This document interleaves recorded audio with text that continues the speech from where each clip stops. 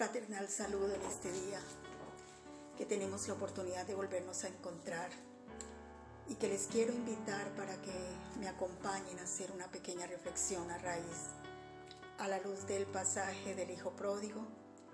Los invito a el Evangelio de Lucas, capítulo 15, de los versículos 11 al 32.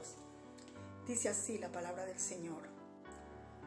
También dijo: un hombre tenía 2 hijos, y el menor de ellos dijo a su padre: Padre, dame la parte de los bienes que me corresponde, y le repartió los bienes.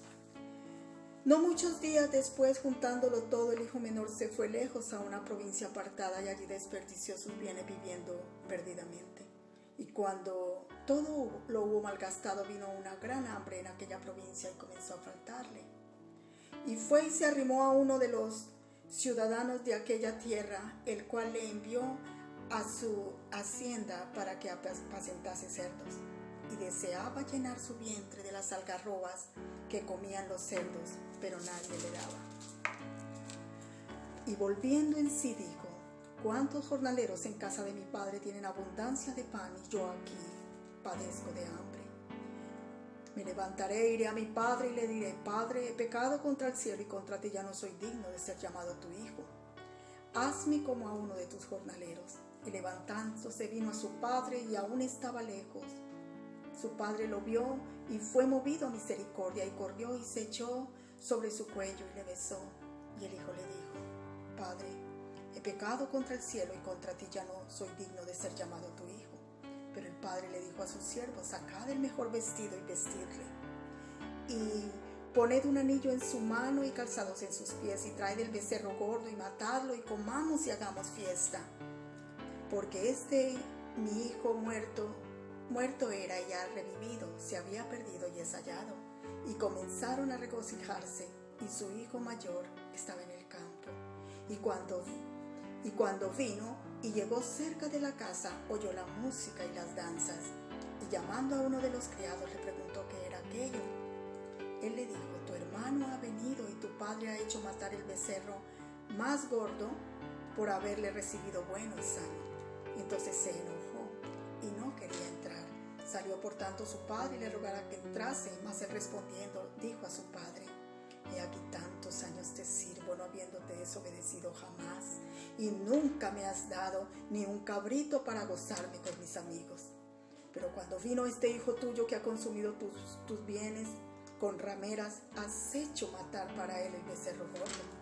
Él entonces le dijo: Hijo, tú siempre has estado conmigo y todas mis cosas son tuyas, mas es necesario hacer fiesta y regocijarme, porque tu hermano era muerto y ha revivido, se había perdido y es hallado.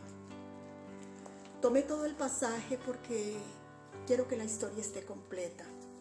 Normalmente siempre y todo el tiempo se toma como personaje central de la predicación al hijo pródigo, porque de verdad es el protagonista.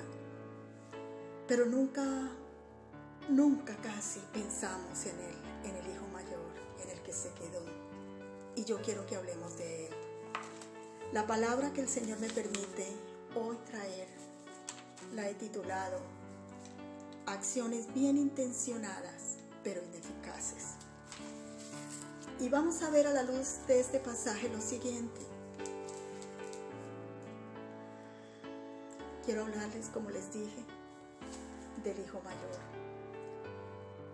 El menor se fue, despilfarró sus bienes con las prostitutas, pidió una herencia que no era el momento para pedirla, pues su padre no había muerto. Se rebeló contra la autoridad de su padre. Fue un hombre que nunca invirtió, nunca trabajó, nunca aportó a esa familia, nunca obedeció a su padre. En cambio, el mayor lo hizo, y el mayor se quedó. Y cualquiera diría: oh, es que el mayor hizo lo correcto. Yo diría que no. Yo diría que no, porque lo importante no es quedarme, sino cómo me quedo, cómo está mi corazón, cómo estoy yo en lo que hago, en lo que digo, en lo que pienso. Y es interesante ver cómo dice la palabra del Señor, que este hermano mayor, cuando nota que hacen fiesta porque su hermano que se había ido regresa, él se enoja. Había amargura en su corazón. Estaba molesto. Estaba enojado y aún le reclama a su padre y le dice: cuántos años te sirvo, no habiéndote desobedecido jamás. Y uno dice: bueno, sí obedeció, pero ¿cómo lo hizo? Lo hizo con amargura. Lo hizo con desazón en su corazón. Su corazón no estaba ahí con la mejor actitud. Era duro para él. Se sintió un esclavo todo el tiempo. Todo el tiempo se consideró un esclavo, nunca un hijo. Cuando el padre le dice: hijo, tú siempre has estado conmigo y todo lo que tengo es tuyo.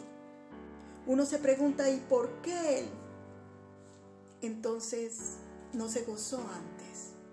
Porque no tenía la actitud correcta, porque nunca se consideró un hijo sino un esclavo. Es cuando el siervo desplaza al hijo, cuando el esclavo desplaza al hijo.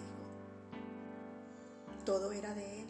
Él pudo haber tomado también un becerro gordo y haberlo matado y haberse gozado con sus amigos, pero como nunca se sintió parte de eso, nunca se sintió dueño de los bienes de su padre, nunca se sintió como hijo, todo el tiempo se consideró un esclavo.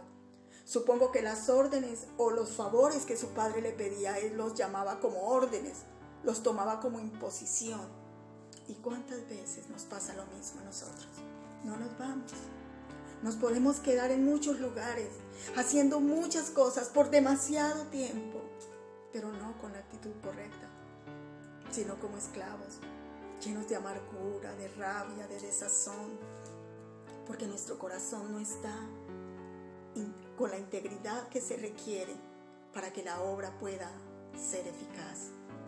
Segunda de Crónicas, capítulo 25, versículo 2, en la Nueva Versión Internacional dice: Amasías hizo lo que agrada al Señor, aunque no de todo corazón. Y muchas veces nuestro corazón no está en lo que hacemos. Con frecuencia puedo ver eso en matrimonios de 30, 40 y 50 años, en la que los esposos se jactan de tener un matrimonio de tantos años, pero un matrimonio donde ha habido infidelidad, groserías, maltrato, atrocidades, abusos, pero desarrollaron una capacidad de aguante frente a todas esas cosas que distan muchísimo de ser el modelo de matrimonio que Dios quiere que tengamos. ¿Cuántas personas permanecen en un trabajo, en una relación, en una amistad, en un lugar, por años, pero llenos de amargura, de rabia, de odio, de sentimiento de venganza, de falta de perdón, porque su corazón no está con la actitud correcta para hacer lo que por tanto tiempo han hecho, para sostener un parapeto que, si no está orquestado por la voluntad de Dios, se va a caer y va a hacer trizas al que lo construyó. Dice Jesús en Mateo 15, capítulo 8, en la Nueva Versión Internacional: este pueblo me honra con los labios, pero su corazón está lejos de mí. Yo puedo permanecer en la iglesia por años. Y hablando del ministerio, se da muchísimo, donde podemos hacer miles de cosas en el ministerio, casi que dormir en la iglesia, pero estamos llenos de amargura, de rabia, de frustración, porque no hemos visto lo que queremos ver, porque estamos llenos de decepción, porque nos desilusiona ver las actitudes y los comportamientos de mucha gente y nos cargamos y seguimos allí por obligación, porque me toca, porque ¿qué dirá Dios? ¿Y cómo está mi corazón? ¿Está tu corazón en lo que haces, cuando abrazas, cuando hablas, cuando predicas? ¿Está tu corazón allí? Sería la pregunta, ¿no? Sería la pregunta.